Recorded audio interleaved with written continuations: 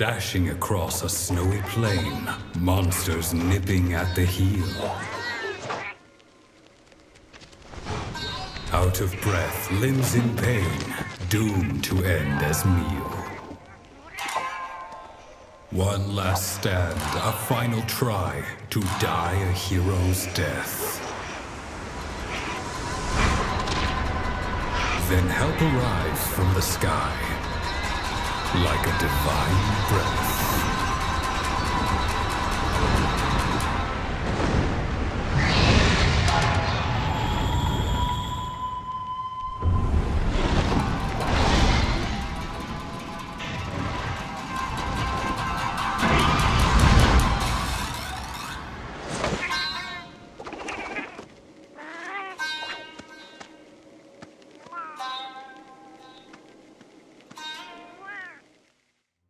What's good, everyone? It's your boy Dak908, aka the Dig Dug himself, and today, guys, we're going to take a look at Kushala Daora. And the coolest thing about him is that if you guys remember Kush from World, which is 5th gen, which this is Rise, which is still 5th gen, you should know that he actually fights a lot differently. Now, you would say different, and truth be told, that's not right. That's actually quite wrong. What's more correct is to say that Kush fights like Old World Kush, which is totally correct. And for those who probably want a few more tidbits, little few nuggets of information, I'm going to drop a couple links in the description. I'll try my best to remember to put it up there, but I'm going to show you guys some old school Kush, how Kush performed back in the old generations. I will have Generations Kush, GU Kush, and I think I have a 4U video of Kush somewhere. So yeah, we'll just put all the Kush videos down there for you guys to actually take a gander and see what's what, because he fights a lot more closely to that than what Kush is known to be fighting like in Iceborne. So the first thing to note off the bat, wait, we're getting ahead of ourselves. Okay.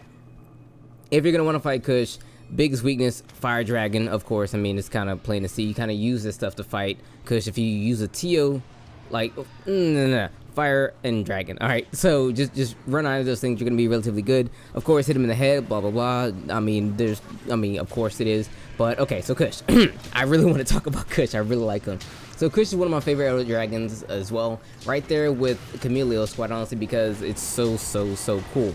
It's a monster who gives you ice weapons, but he himself is not an ice monster. He's usually found in very cold areas, more often than not. Usually he'll find him in like the tundra type area of the game, and also you'll find him in the colder desert, like desert area at night, where it's actually really cold in the desert at night. But his thing is actually wind. It's not poison. Excuse me, not poison. He's poisoned because I poisoned him. But it's wind, not ice. Ice is not his bag. But his weapons do give you ice. So let's talk about what his attacks are mostly like. So in World, he had huge tornadoes, like 1 or 2 really big tornadoes to put down on the ground, and that was it. In Old World, people liked him a little bit more there because he threw down smaller tornadoes. These tornadoes were a little bit more nimble. They would move around more often, but you can actually move around yourself around these tornadoes, where in World, he would cut off massive like paths in any particular fighting area. So he'll put down 2 tornadoes and you literally cannot approach this man at all, because he would be inside the tornado and it just make it almost next to impossible to even approach. But in this time, it's not necessarily the case. He'll throw a couple of tornadoes out. They will swirl around on the battlefield, doing whatever that tornadoes do, running into you, knocking you way in the sky. He can combo you if he knocks you way into the sky with these, of course. But now there's a little bit more room to, like, come around and hit him with the bus ass. Now, speaking of bus ass, I spoke briefly in the Chameleos video how each of these monsters, Kush, Tio, and Cam, they are like a trifecta type thing, a paper, rock, scissors kind of joint. For Chameleos, I said if you bring Teostra armor has like negate poison on it, so that way you can not worry about any of the poison he has to actually offer. Whereas Cam's weapons are poison. And the poison, what it does to Kush, it allows Kush to, whenever he gets really pissed off, he has this black wind aura around his body, forcing you to like get hit with the wind pressure every time he moves. If he is poisoned, he can't do the black wind. That's huge. This isn't new, this is old, but this is a huge thing when fighting Kush, because whenever he's hit with the black aura, or whenever he has the black aura on him, it's very hard to approach this monster. He does stuff and you can't do anything about it.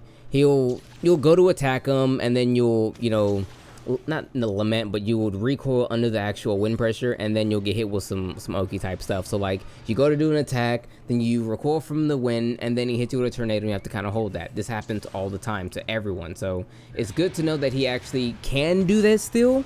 But if you bring yourself a poison weapon and then poison him, he will not be able to do this. It also still helps to bring wind pressure though, or wind res. If you have wind res on an armor set, it's good to have it still, even if you're not going to run the Chameleos armor with the Chameleos blessing to actually give you the full negation to all wind pressure altogether.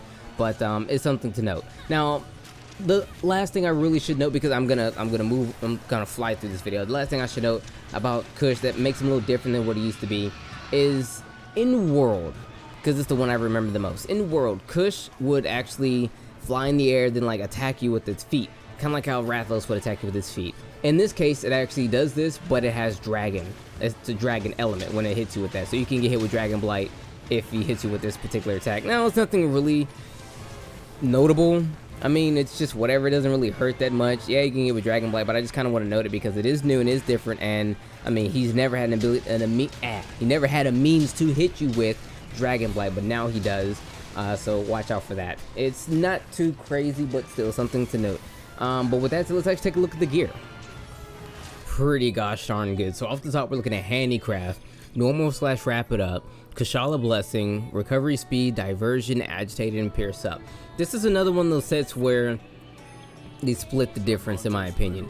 It's good for Blade Master and good for Gunner. You get your normal wrap it up and your pierce up, that's really good. Recovery speed and agitator are good for all. Diversion, maybe not so good on the Gunner, because what diversion does is you yourself gain the attention of the monster.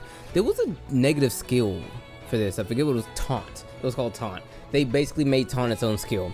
It has its uses, I suppose. Nevertheless, so we're looking at 4 points in Handicraft, which increases your weapon sharpness a pretty decent amount. So for those that are uninitiated, if you have a weapon that's like blue sharpness, and if you take note on the gaze, there's that black area afterwards.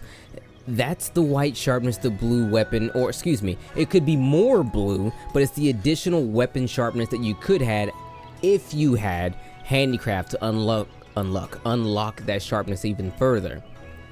That's what this does. Normal, wrap it up, increase the power of these attacks, well, excuse me, these ammo types, and Kushala blessing. So Kushala blessing 1 through 2 increase your water and attack damage, water and ice attack damage. 3 allows for recovery to exceed the red portion of the health gauge. So that means if you are damaged to 50% health, you only have 30% green health, 20% red. If you stand still long enough all by yourself, you will literally recover all your health if you stand still long enough. Of course, you use things like recovery speed to speed that up, so that way you can quadruple the speed in which you you recover health. Is pretty good. Now the last skill is Nullifying heat damage. I just talked about how all 3 of these monsters armor sets are going to be used in conjunction together to combat each other.